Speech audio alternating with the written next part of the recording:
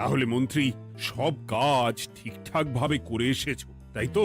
আগে মহারাজ, আমি কোন কাজটা ঠিকঠাক করে করি না আপনি বলুন।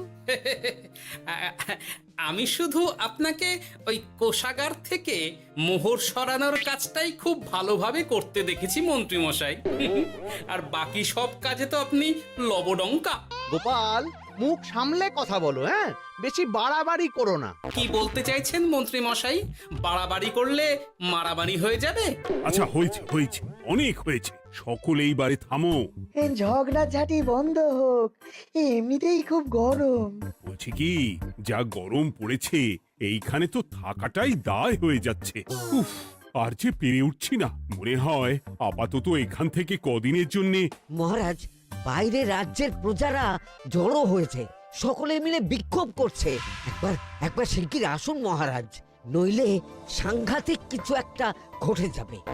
কি হলো? আবারও কোনো সমস্যা হলো নাকি? আমাদের রাজ্যের প্রজারা তো যথেষ্ট বোঝদার, তারা তো এমনি এমনি ঝামেলা ঝঞ্ঝাট সৃষ্টি করার মানুষ নয়। গোপাল, চলো গিয়ে দেখি।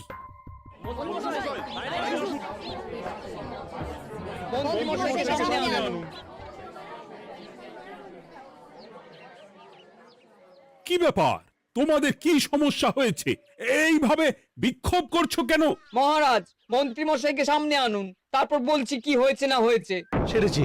আরে, আমাকে ডাকছে কেন? আচ্ছা, বলছি তোমরা একটু শান্ত হও। আমি বুঝতে পারছি তোমরা কিছু একটা কারণে খুবই অসন্তুষ্ট হয়েছো, তাই সেই জন্য বলছি আগে শান্ত হও, তারপর বলো মন্ত্রী মশাইকে কেন খুঁজছো, উনি কি করেছেন? গোপাল দাদা, তুমি তো জানোই রাজ্যে যা গরম পড়েছে, তার জন্য খাল বিল পুকুর নদী নালা একেবারে শুকিয়ে গেছে, চারিদিকে জলের হাহাকার। হ্যাঁ হ্যাঁ, সে তো জানি। গত সপ্তাহে এই সমস্যার কথা জানিয়ে মহারাজকে অনুরোধ করে গিয়েছিলাম যে রাজ্যের বাঁধটা যাতে খুলে দেওয়া হয়। কেন? আমি তো তোমাদের কথা রেখেছি। আমি তো দুদিন আগেই মন্ত্রীকে পর্যাপ্ত পরিমাণে মোহর দিয়ে বাঁধ খোলার কাজে পাঠিয়েছিলাম। কেন, উনি কি বাঁধ খোলেননি? সেইটা ওনাকেই জিজ্ঞাসা করুন। গত দুদিনে উনি তো বাঁধ খুলতে আসেনি, উপরন্তু আমরা ওনাকে ডাকতে গেলে উনি আমাদেরকে তাড়িয়ে দিয়েছেন। সে কি, এ তো ভারী অন্যায়। দুদিন ধরে অপেক্ষা করে আর না থাকতে পেরে আজকে আমরা এখানে এসেছি। এই অবস্থায় আমরা কি করব? যদি আমাদেরকে আমাদের রাজ্য সাহায্য না করে, তাহলে কোথায় যাব আমরা? ছি ছি ছি, আমি তো ভাবতেই পারছি না। মন্ত্রী, এই মন্ত্রী! মহারাজ, মন্ত্রী মশাইয়ের ব্যাপারটা পরে দেখে নিচ্ছি, আগে এদেরকে শান্ত করেই চলুন। মনে রাখবেন, প্রজারা একবার বিপক্ষে চলে গেলে কিন্তু খুব মুশকিল হয়ে যাবে।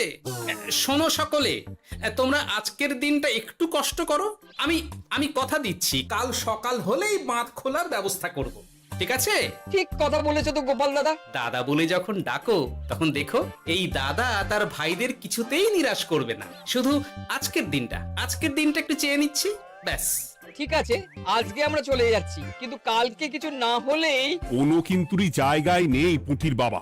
আর তোমরা আর রাগ করো না। চিন্তা করো না, সকাল হলেই সাঙ্গ পাঙ্গ নিয়ে আমি বাঁধ খোলার কাজে নেমে যাব।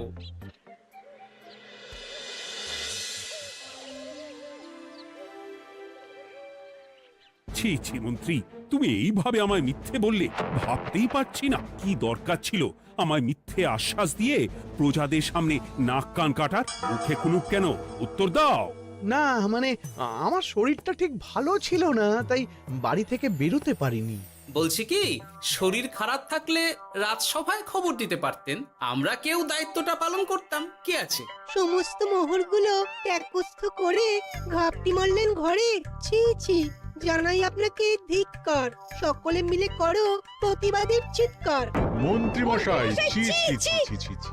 মহারাজ, আপনি এক্ষুনি মন্ত্রী মশাইকে কদিনের জন্য সভা থেকে বহিষ্কৃত করুন।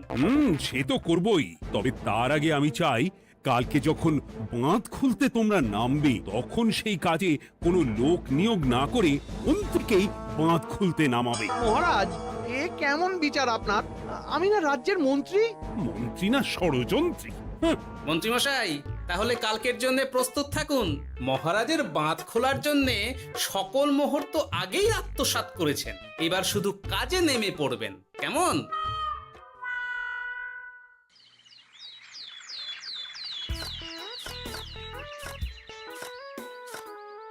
ওহ গোপাল, এইবারে ছেড়ে দাও, আর পারছি পারছি না। এত সহজে হাল ছাড়লে হবে বলুন? এই কে আছো? ওই শাবল কোদালগুলো দাও, আমি এদিকটায় খুঁচিয়ে দিই। সভাকবি, বিজ্ঞানী, এসো এসো এসো, হাত লাগাও। সবে মিলে করি কাজ, বাঁধ খোলা হবে আজ। বাঁধ খোলা হবে আজ, মন দিয়ে করো কাজ। একদম, হাত লাগাও, জোর লাগাও। গোপাল দাদা, সভাকবি, বিজ্ঞানী দাদা আর আর বাকি দাদা ভাইরা আসুন আসুন, সকলে একটু শরবত খান। আমাকেও একটু শরবত দাও। মোহরগুলো খেয়েও তৃষ্ণা মেটেনি বুঝি? হুম হুম। বাঁধ এক্ষুনি খুলবে, প্রজাদের সব জ্বালা জুড়োবে। বাঁধ খুলে গেছে। আমাকে বাঁচাও, আমাকে বাঁচাও। কোনো সময় ভুল করলে নিজেই সেই ভুল শুধরে আবার ফিরতে হয়। আপনিও তাই করুন মন্ত্রী মশাই, নিজে নিজেই উঠে আসুন। চলো সকলে। গোপাল, তুমি তোমার সাথীদের নিয়ে যা করলে সত্যি ভাবাই যায় না। মহারাজ, নিজেদের রাজ্যের সমস্যায় নিজেরাই কোমর বেঁধে নেমে সমস্যার সমাধান করেছি, পরিস্থিতি মোকাবিলা করেছি। এর জন্যে আপনি এমন করে বলবেন না। ওহ, তোমরা না থাকলে যে কি হতো। মহারাজ, আমরা আছি তো, এত ভাববেন না আপনি। আপনি বরং আমাদের সকলের জন্য কিছু খাবারের ব্যবস্থা করুন, খুব খিদে পেয়ে গেছে। হ্যাঁ, নিশ্চয়ই নিশ্চয়ই। তোমরা সকলে ভিতরে এসো, হাত পা ধুয়ে নাও। ততক্ষণে আমি রানীকে আহারের ব্যবস্থা করতে বলছি।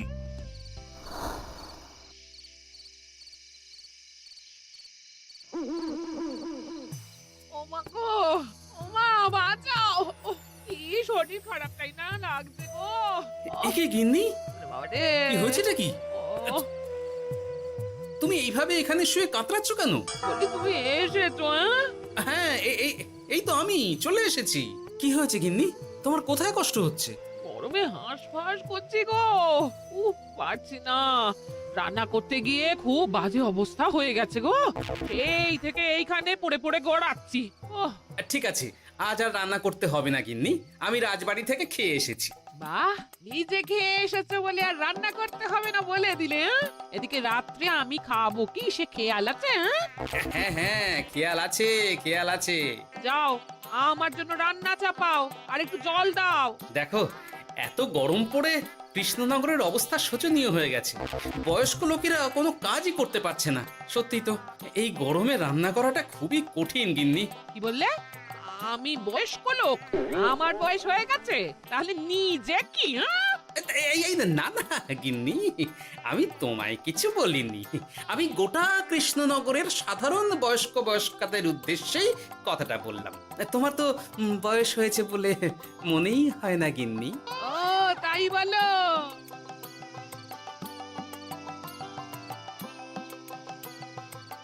নাও গিন্নি, জল নাও। আজ না হয় আমি রান্না করব। হে ভগবান, মুখের একটু লাগাম দাও। এইভাবে যখন তখন সত্যি কথা বলিও না।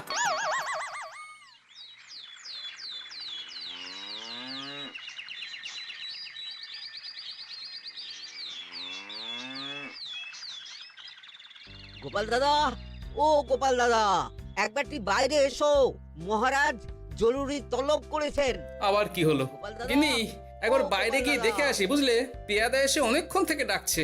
গোপাল দাদা, আচ্ছা গিয়ে গোপাল দেখো। দাদা, ও গোপাল দাদা, গোপাল দাদা, ও গোপাল দাদা। আরে তুমি এক্ষুনি একবার প্রাসাদে চলো, রানীমার খুব শরীর খারাপ করেছে। মহারাজ তোমাকে খবর দিতে বললেন। ঠিক আছে, তুমি যাও, আমি আসছি।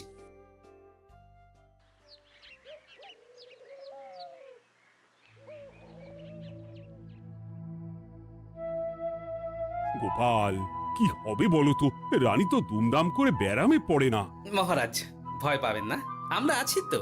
বৈদ্যকে পরীক্ষা করতে দিন, দেখি সে কি বলে। মহারাজ, অতিরিক্ত গরমের জন্যে শরীরটা খারাপ হয়েছে। আসলে উনি এই তীব্র দাবদাহ নিতে পারেননি। তবে চিন্তা করবেন না মহারাজ, আমি বাড়ি গিয়ে এক ধরনের বিশেষ পথ্য পাঠিয়ে দিচ্ছি। রানীমা খেলেই সুস্থ হয়ে উঠবেন। মহারাজ, নিজের কানেই তো শুনলেন রানীমার তেমন গুরুতর কিছু হয়নি, চিন্তা করবেন না। বৈদ্যর ওষুধে উনি সেরে উঠবেন। যাওয়ার আগে একটা কথা বলে যাই, গরমের এই দাবদাহ কিন্তু আরো ভয়ঙ্কর হবে, তাই সকলে খুব সাবধানে থাকবেন। শরীর যাতে ঠান্ডা থাকে এমন হালকা পাতলা খাবার খাবেন। আসি, রাজসভায় দেখা হবে। মহারাজ, বৈদ্যমশাই কিন্তু এটা ঠিক বলেছেন, গরম আরো বাড়বে, তাই দুজনেই খুব সাবধানে থাকবেন, কেমন? গতকাল তো আমার গিন্নিও গরমের চোটে কুপোকাত হয়ে গেছিল, শেষমেশ আমাকে বাড়ি গিয়ে রান্না করতে হলো আর কি। ও বাবা, তাই নাকি? হ্যাঁ, তাহলে তো খুবই চিন্তার ব্যাপার। আচ্ছা মহারাজ, আমি তাহলে এখন আসি, আবার রাজসভায় দেখা হবে। এই গরমে আর এখানে থাকতে পারছি না, বলছি কদিনের জন্য না একটু অন্য কোথাও গেলে হয় না গো? গিন্নি, এই গরমে ঘরেই থাকো, অন্য কোথাও যাওয়ার মোটে নাম করো না।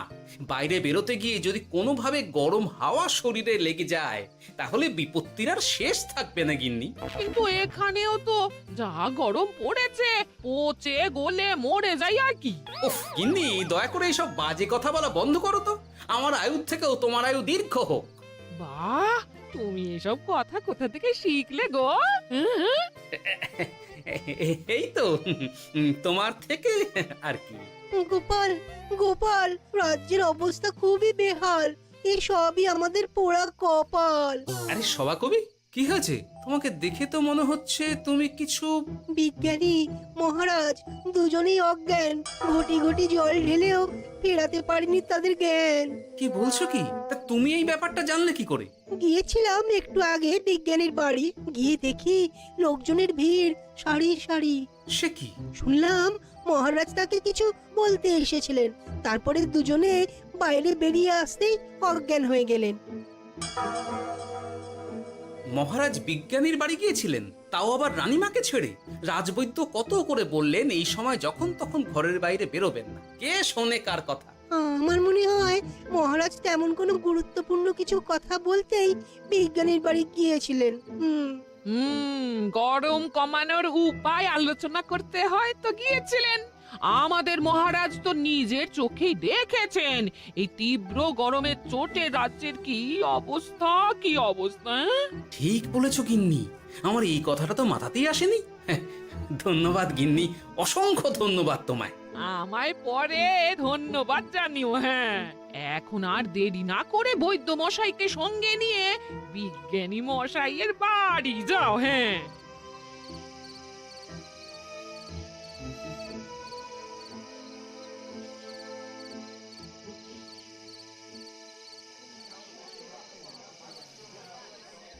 কি বুঝছেন বৈদ্যমশাই?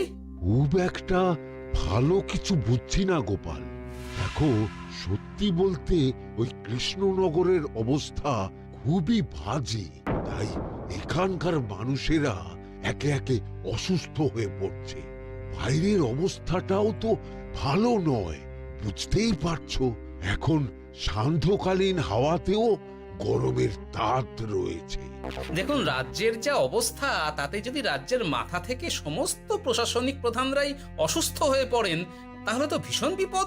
সে তো বটেই, এই জন্যেই আমি বলি কি, মহারাজ সহ সকল সভাসদেরা এই রাজ্য ছেড়ে কদিনের জন্য পাহাড়ি কোনো এক জায়গায় গিয়ে থাকুন, পরিবার নিয়েই যান।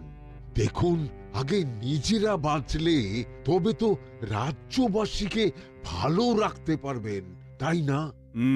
কথাটা কিন্তু মন্দ বলেনি বৈদ্য। গোপাল, এই গোপাল, তুমি পাহাড়ে যাওয়ার ব্যবস্থা করো। এইখানে আর কিছুদিন থাকলে মরেই যাব। হ্যাঁ গোপাল, আমারও তাই মত।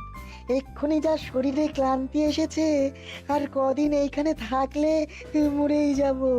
মহারাজের অনুরোধে গরম কমানোর কোনো ব্যবস্থাও তো করতে পারলাম না, বাইরে বেরোনো মাত্রই দুজনে মূর্ছা গেলাম।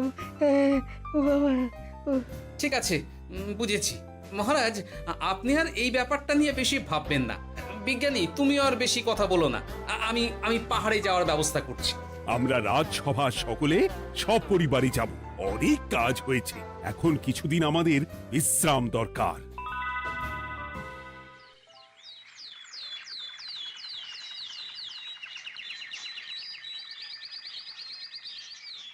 এ কি গোপাল, মন্ত্রীকেও তুমি আমাদের সঙ্গে নিয়ে যাচ্ছ? আহ, তুমি কি সব ভুলে গেছো? মহারাজ, আপনি খামোখা উত্তেজিত হবেন না। আপনার শরীরটা কিন্তু ভালো নেই। আর মহারাজ, আপনার রাজ্যে বাস করে আপনার থেকেই শিখেছি বিপদের দিনে পরম শত্রুকেও দূরে ঠেলতে নেই। গোপাল এটা ঠিক কথাই বলেছে। যতই হোক, উনি তো আমাদের মন্ত্রী, তাই এই বিপদের দিনে ওনাকে ফেলে যায় কি করে বলুন তো? সত্যি গোপাল, তোমার তুলনা নেই। ঠং, সবই নাম কেনার চেষ্টা। গোপাল, চলো এইবারে রওনা দিই। বলছি, খাবার দাবার আর জলের কলসিগুলো উঠেছো তো? হ্যাঁ, খাবারের পাত্রগুলো আপনার জিম্মায় থাকবে, আর জলের কলসিগুলো আমি সামলাবো।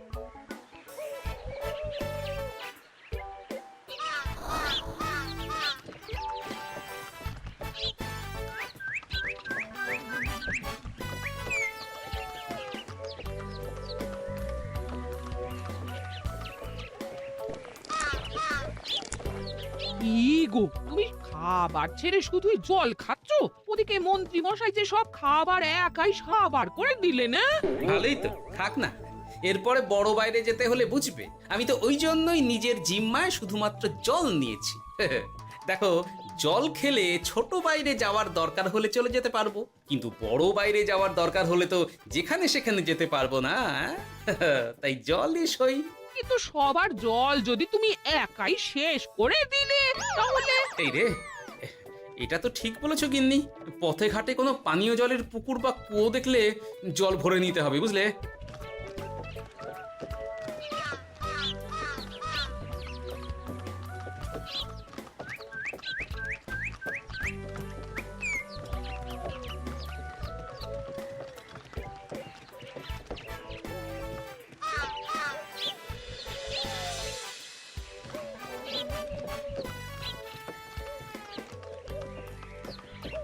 সকলে আসুন।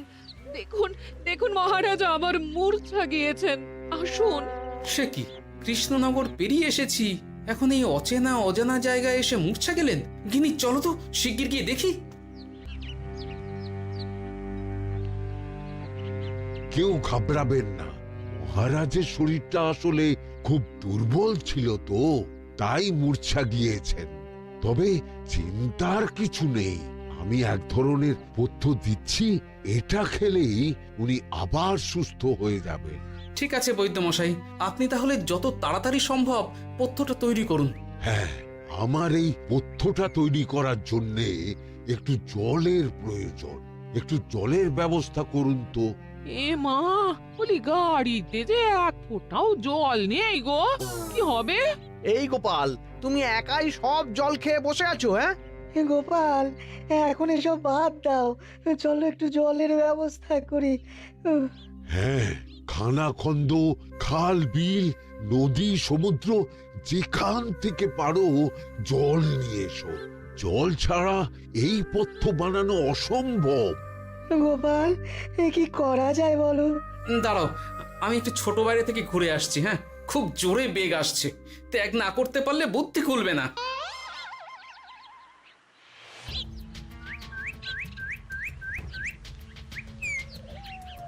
ওদিকে একটা পাত কুয়ো দেখতে পাচ্ছি মনে হচ্ছে।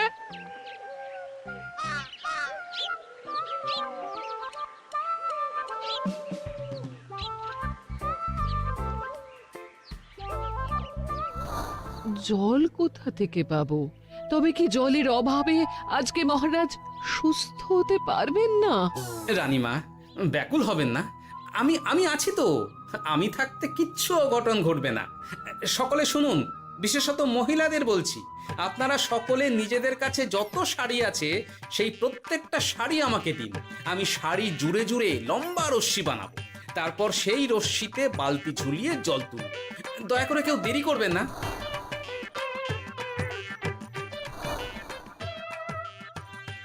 এই নাও আমার 5খানা শাড়ি। হ্যাঁ, এই নাও আমার 10খানা শাড়ি। আমি বাবা আমার লতা পাতা মিনি করা শাড়িগুলো দেব না। যা পারো করো, আমি বড় বাইরেতে যাচ্ছি। ওমা, বিপদের দিনে শাড়ি দেবে না? গায়ের জোরে নিয়ে আসবো। হ্যাঁ,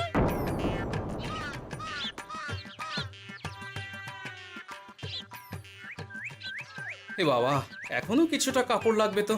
যা গভীর পাতকুয়া, সবার সব শাড়ি তো কাজে লাগিয়ে দিয়েছি, এখন কি হবে? আরে ওই তো কার একটা ঝোপের কাছে ধুতি পড়ে রয়েছে, যাই ওইটাই নিয়ে নি। এই গোপাল গোপাল, আরে করো কি, ওটা তো আমার ধুতি। আরে আরে আমি এই ঝোপে বড় বাইরের জন্য এসেছি। আরে মন্ত্রী মশাই, বড় বাইরে করার সময় অযথা অন্যদিকে মন দেবেন না, তাহলে পেট সাফা হবে না।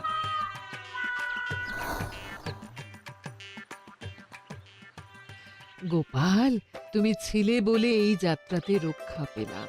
ভগবান তোমাদের অনেক অনেক মঙ্গল করুক। এই দেখো না, ওরা না আমার লতা পাতা আঁকা শাড়িগুলো নিয়ে নিয়েছে। এই, দূর তোমার শাড়ির লতা পাতা, আমি নিজেই জড়িয়েছি বড় বড় ঘাস পাতা। চুল করছে রে, দূর ছাতা।